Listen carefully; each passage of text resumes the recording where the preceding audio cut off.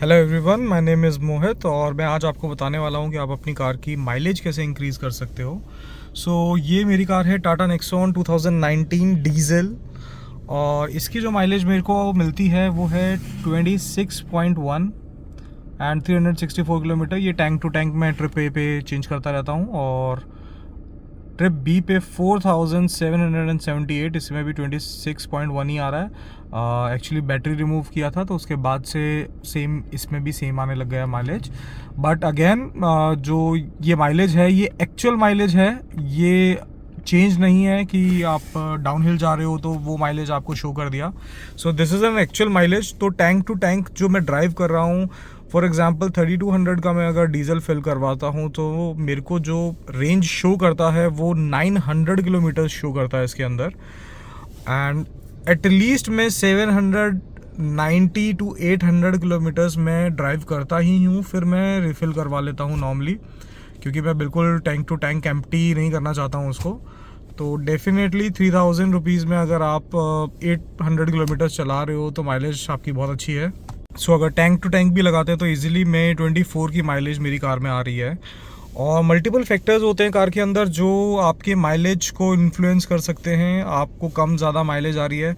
I am sure कि Tata Nexon diesel में बहुत कम लोग हैं जो इतनी माइलेज निकाल पा रहे हैं, और उसका रीज़न है क्योंकि इसमें कुछ फॉल्ट्स भी हैं टाटा कंपनी की तरफ से, और मल्टीपल चीज़ है कि अवेयरनेस नहीं है, नॉलेज नहीं है जो ड्राइव कर रहे हैं कि उनको क्या चीज़ें करनी होंगी ये माइलेज अचीव करने के लिए। और ये सिर्फ टाटा के लिए नहीं है, ये आप किसी भी कार में अप्लाई कर सकते हो।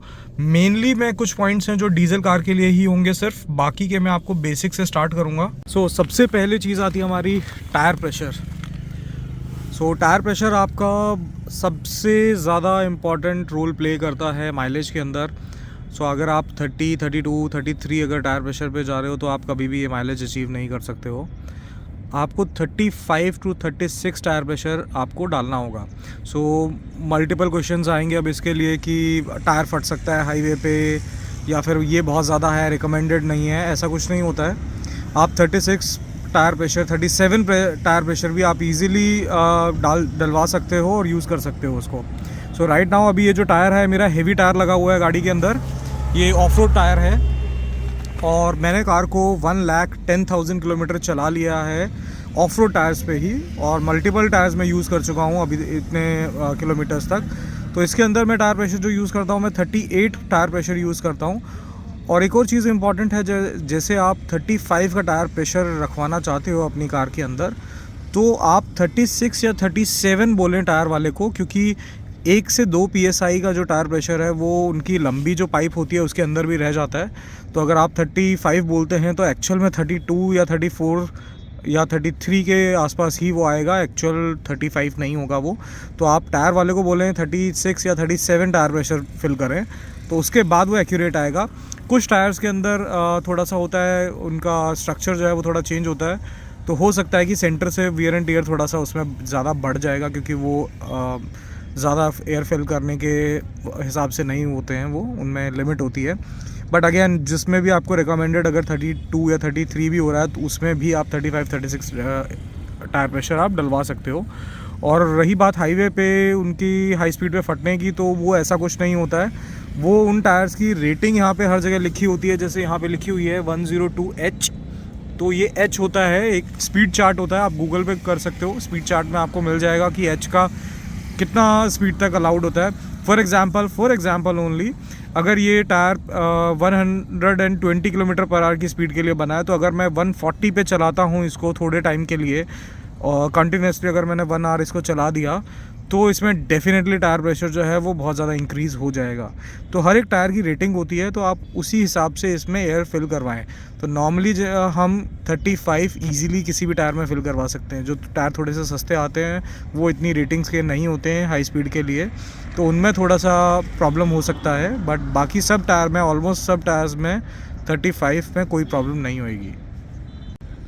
सेकंड आ जाता है आपका बोनेट के अंदर जो चीज़ है, that is your air filter. Air filter को आप टाइमली क्लीन करें। मैं जो है एयर फिल्टर को हर 5 दिन में मैं क्लीन करता हूँ, क्योंकि मेरे पास पर्सनल एयर कंप्रेसर लगा हुआ है, बट बहुत सारे लोगों के पास नहीं है मेजॉरिटी में। तो आप हर 2 हफ्ते 3 हफ्ते या एटलीस्ट महीने में एक बार एयर फ़िल्टर को ज़रूर क्लीन करवाएं।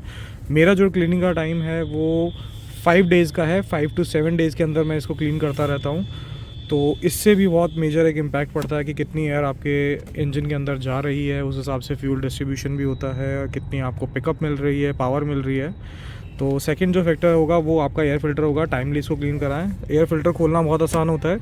जैसे कुछ केसेस में ऐसे बोल्ट लगे होंगे और कुछ केसेस में यहाँ पे सिर्फ लॉक्स होते हैं, तो वो खोलना और भी ज़्यादा आसान है। और अगर आपके में बोल्ट्स हैं तो आप उस नंबर की चाबी हो या फिर रैचेट वगैरह या गोटी ले सकते हैं, परचेज़ कर सकते हो उसको ईज़िली खोल के, और आप खुद भी क्लीन कर सकते हो। नहीं तो आप किसी भी फ्यूल पंप पे जाके उनको 5 या 10 रुपये वो चार्ज करते हैं, उनको निकाल के वो खुद क्लीन करके और वापस लगा देंगे वो आपको। जो 2 चीज़ों के बारे में हमने बात किया है, एयर प्रेशर और एयर फ़िल्टर, ये तो बहुत कॉमन है जो आप किसी भी कार में कर सकते हो। और अगर उसके बाद भी आपको इम्प्रूवमेंट नहीं दिखती है तो स्पेशली डीजल कार्स के अंदर एंड पेट्रोल कार्स के अंदर जो होता है उसमें आपका EGR नहीं होता है, EGR इतना ज़्यादा काम नहीं करता है।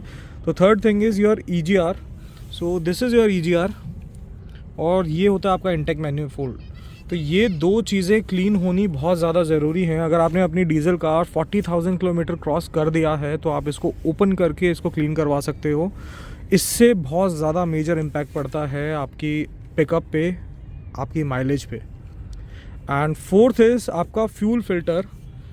वो आप डीज़ल हो या पेट्रोल हो, किसी भी कार में आप करवा सकते हो। ये जैसे इस कार में यहाँ नीचे है फ्यूल फ़िल्टर, तो आपका डीज़ल फ़िल्टर या पेट्रोल फ़िल्टर जो है वो आपका टाइमली चेंज होना चाहिए। उससे भी आपकी माइलेज पे बहुत मेजर इम्पैक्ट पड़ता है। और पेट्रोल कार्स के अंदर आप अपना स्पार्क प्लग चेंज कर सकते हो। अगर स्पार्क प्लग टाइमली चेंज नहीं हुआ है तो वो एडिशनल है पेट्रोल कार्स के अंदर।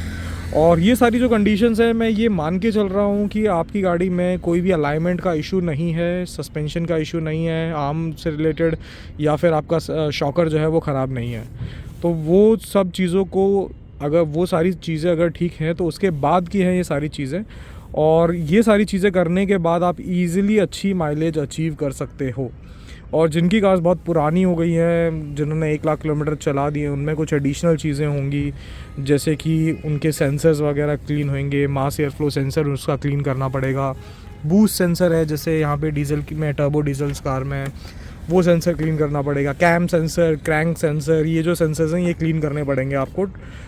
अगर आपको ज़्यादा टाइम हो चुका है, लाइक 1 लाख किलोमीटर अगर आपने क्रॉस कर दिया है तो।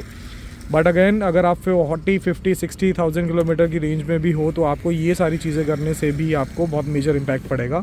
और अगर उससे कम आपकी किलोमीटर कार चली है तो सिर्फ एयर फ़िल्टर और टायर प्रेशर में से ही आपको मेजर इम्पैक्ट मिलना शुरू हो जाएगा। और ये सारी चीज़ें होने के बाद लास्ट चीज़ आती है आपकी ड्राइविंग के ऊपर, कि आप ड्राइव कैसा करते हैं। क्योंकि 1% चांस है कि आपकी ड्राइविंग में भी कमी हो सकती है। आई नो बहुत सारे लोग ये सुनना नहीं चाहते हैं, कोई मानना नहीं चाहता है, बट डिफरेंसेस होते हैं। सो आई थिंक हर एक की कार में आजकल इंस्टेंट फ्यूल इकॉनमी का मीटर आने लग गया है। जैसे कि ये लिखा है इंस्टेंट फ्यूल इकॉनमी, मैं आपको आगे से दिखा देता हूँ। सो इसको अगर आप सामने मीटर में ऑन रखते हो और फिर कार को ड्राइव करते हो तो इससे आपको एक बहुत अच्छा आइडिया मिल जाता है कि आप लाइट फुट कार को चला रहे हो या हैवी फुट चला रहे हो। अगर आपको लगता है कि आप इसको हैवी फुट चला रहे हो तो आप इसको देखने के बाद लाइट फुट चला सकते हो।